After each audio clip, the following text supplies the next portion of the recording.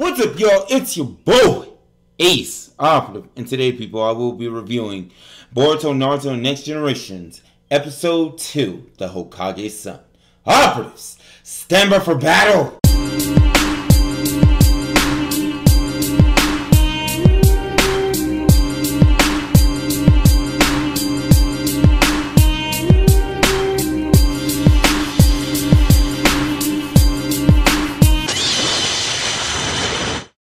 First off, I would like to give Boruto nothing but props, yo.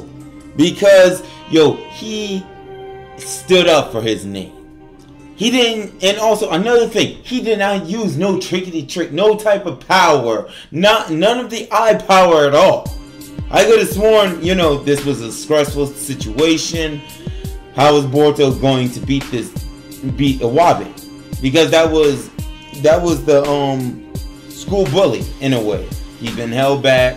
He wasn't able to graduate with the other ninjas, but his dream is that he wanted to become Hokage. He didn't see like the point in doing all the schoolwork, doing all the homework and everything to be able to like graduate, because in his mind he was thinking, why should I do all the schoolwork when I already have the pure raw skills and talents? And that was his philosophy. He thought just because he was a talented and strong shinobi that off deck he should have been already out of the Ninja Academy by now. But that wasn't the case. Boruto took this guy on after he bullied Denki. And yo, this was where I was like, okay, so how are we going to see Boruto get out of this? This kid, and from a lot of the fight sequences that was going on, this dude looked like he could destroy Boruto. And Boruto used his shadow clones, he used some shuriken jutsus here and there, but with this guy, he was so well skilled in fighting. He could almost counter every move that Boruto did. And that was where I was like thinking in the back of my mind, yo, Boruto will have to pull something out of his hand in order to overwhelm this guy. But he didn't. In my mind, that's what I was thinking. I thought Boruto had to, like, you know, like use that eye. You know, we'll be able to find out more about the eye and its powers. But no, this episode showed us Boruto's tenacity to never give up, much like his dad. But we saw that Boruto still stood his ground. He had his own ninja way, stood up for his own friend that was getting bullied. He could care less what everybody in the whole school was saying, that he's riding on the coattails of Naruto just because he's Naruto's son, the Hokage's son. Everybody's jealous because, you know, he gets special privileges. Because in the last episode, Boruto took a train into Naruto's face on the mountain. And he was suspended for 2 weeks, but he was able to come back, and these kids are still like upset with him about that, because anyone else that would have done that, they would have got put in jail. I need to say this about Inojin. Inojin, he is so much like Sai. Let's get that out the way. This man acts just like Sai. He has his mother's looks, but he has his daddy's attitude. I found Inojin, like, I could have sworn he was going to be Boruto's rival, Rob Deck. But for Inojin to like watch, he called Boruto out bad. He insulted him. He said, bro, I'm not your friend, dude.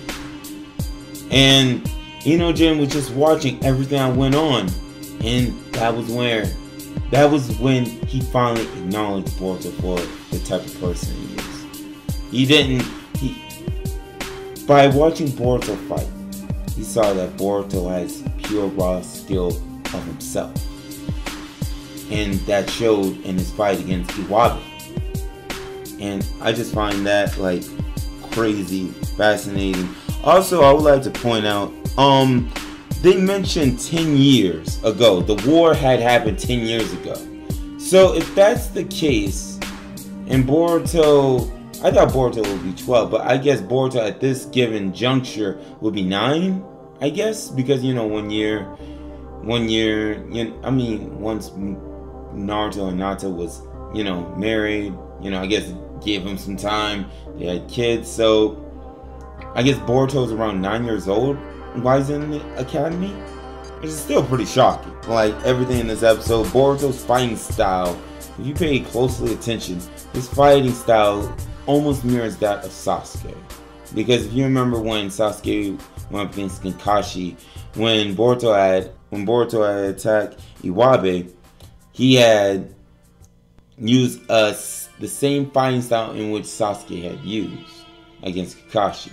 But, you know, that's the only similarity between the fighting style. I had brought this up in a previous video. I mean, I was just blown away. I guess this was their way of doing, you know, like Boruto doesn't, you know, like they wanted to focus on Boruto himself. That this is what I'm starting to like try and understand where the directors are going with this. So they want to stress over and over and over and over again that Boruto is his own person.